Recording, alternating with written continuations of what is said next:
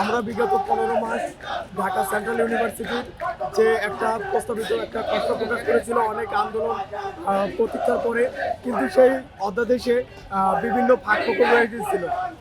তো আমাদের নিয়ে এক প্রকার বলা চলে যে টালবাহানা শুরু করে দিয়েছিল। সেই টালবাহানার জবাবে আমরা 13 তারিখে উচ্চতর কর্মসূচি দিয়েছিলাম, কারণ এর আগে আমরা ইউজিসিতে টানা 35টা মিটিং করেছি, তাও আমাদের কোনো সমাধান আসেনি। অবশেষে আমরা 13 তারিখ লং মার্চ টু শিক্ষা ভবন কর্মসূচি দেই। সেই কর্মসূচি থেকে আমাদের আশ্বস্ত করা হয় যে আমাদের অতি দ্রুত অধ্যাদেশ জারি করবে, কিন্তু প্রায় 1.5 মাস হয়ে গেছে, কোনো সম্ভাবনা আমরা আর দেখতে পাচ্ছি না। তাই অবশেষে আমরা চূড়ান্ত কর্মসূচি মানে আমাদের যে এক দফা কাঙ্ক্ষিত যে দাবি, আমাদের যে এক দফা সেটা আদায়ের জন্য আমরা আজকে শিক্ষা ভবনের সামনে আজকে জড়ো হয়েছি।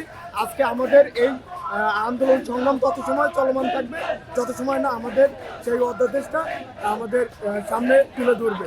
আমাদের স্পষ্ট আইন আমাদের সামনে প্রকাশ করবে, কারণ এই আইন ছাড়া আমাদের যে 24-25 সেশন আছে সেই মানে 24-25 সেশনের স্টুডেন্টদেরকে ক্লাস নিচ্ছে না। তো আমরা এই চূড়ান্ত অধ্যাদেশ ছাড়া এই স্থান ত্যাগ করবো না।